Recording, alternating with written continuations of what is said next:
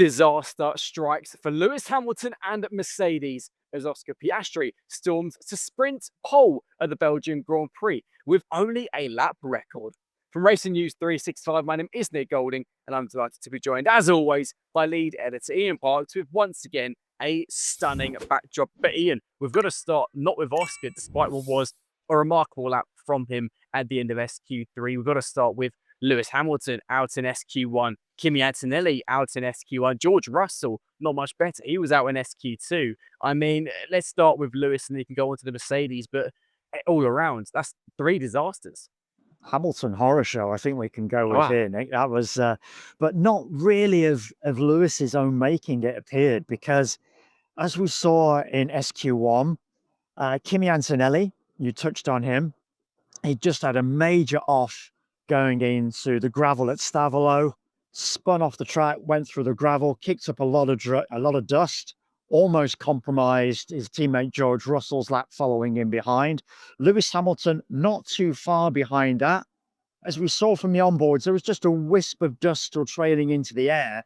But just as Lewis was going into Stavolo himself on his first major run in SQ1, he had a major slap from the rear of that Ferrari that really threw him off kilter. That compromised that first run. The second run from Lewis, however, was even worse. He was really pushing for a lap. However, he was already down on time in both SQ1 and SQ2, really chasing.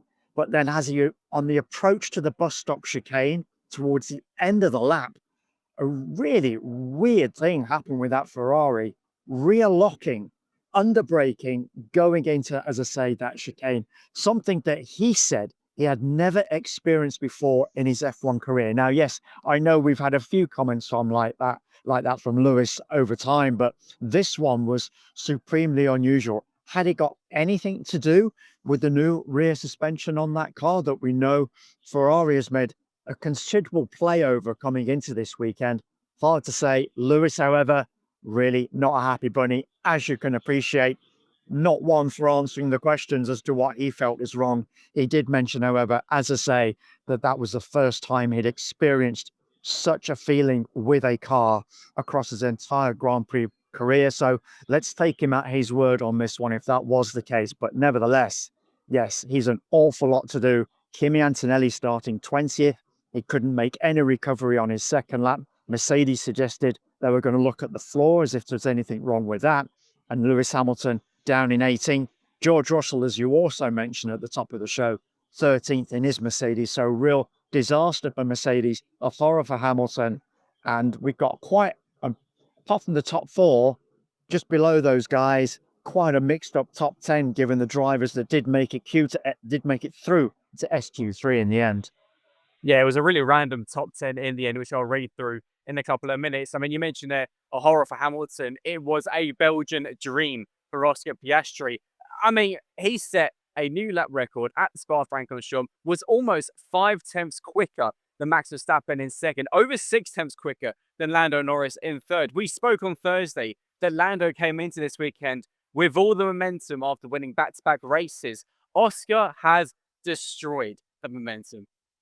But it was a lap record and a dream that almost never was. Yeah. Simply for the fact that in SQ2, Oscar was a fraction up on his first lap, on his first run, compared to what he'd done in SQ1. But that lap was very quickly deleted for exceeding track limits, going over the top of the hill through Radion. All four wheels just the wrong side of the white line. That put Oscar under pressure to set another lap, which he then did do on the same set of rubber. However, that came not early in the session, but at a period of time when many of the drivers behind him had still to set their laps.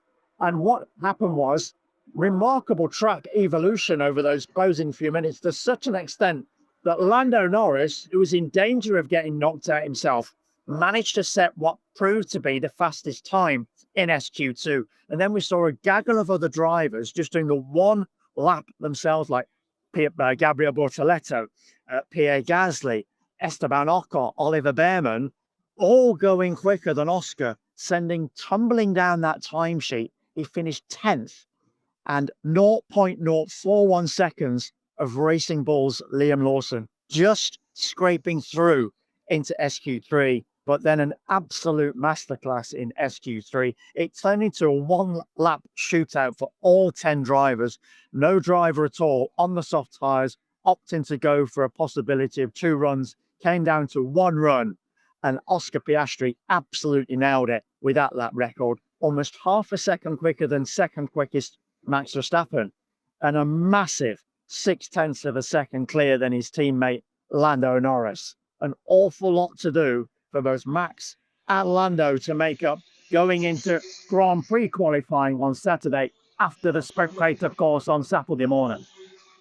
I will say, just in case to our viewers, they can hear some cars in the background for yourself. It's a spectacular noise, but apologies in advance if it is causing any issues. Hopefully not, but it is some noise, it's got to be said. Stunning noises at Spa-Francorchamps. But let's talk about Max Verstappen, because new upgrades for Red Bull this weekend, quite big new upgrades, it's got to be said. And yes, okay, still half a second adrift of Oscar, but the fact that he's been able to beat Lando in sprint qualifying, and he's looked pretty good, it's got to be said, on the opening day. Max has got to take some confidence from this. Yeah, the upgrades in particular, it's got a new front wing that RB21, and it was only on Max's car for that practice, open small practice, and then in qualifying as well. So at least there's something there. But Red Bull has also done a bit of a trade-off.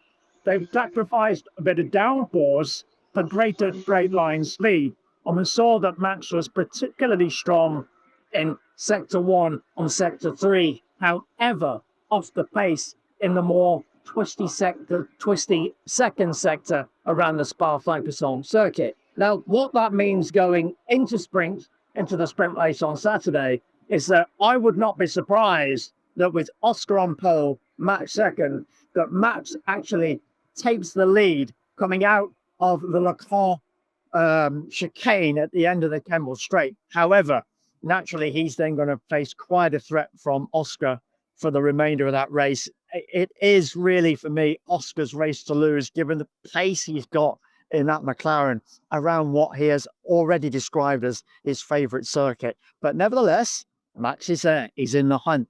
He's managed to split the McLarens, which he was quite happy with coming out of sprint qualifying at least. So he's got something to work with going into the rest of the weekend. I will quickly just run through the provisional top 10 for the sprint race on Saturday. Is, of course, Oscar Piastri on the sprint pole, ahead of Max Verstappen, Lando Norris, Charles Leclerc in the 4th, Esteban Ocon in a brilliant 5th for Haas. This is where things get a little bit weird, because Carlos Sainz was in 6th for Williams, Oliver Behrman 7th for Haas, Pierre Gasly in 8th, Isaac Hadjar in 9th, and Gabriel Bortoleto in 10th. A pretty random order from 5th to 10th, it's got to be said. But yeah, we've got to mention at the end of this, obviously, F1 update before we look ahead to Saturday. In the team principals press conference today, there was a certain new Red Bull boss, Laurent Mekies, who's got to be said, had the most of the questions. Yeah, and you know what? In all fairness to Laurent, he came into the press conference room and he shook the hands of many of the journalists, including myself, it has to be said. And obviously a lot of, well done, Laurent, well-deserved kind of position, because at the end of the day, he's been in the sport 20-odd years. And okay, well, there's been a lot of controversy around Christian Horner's exit.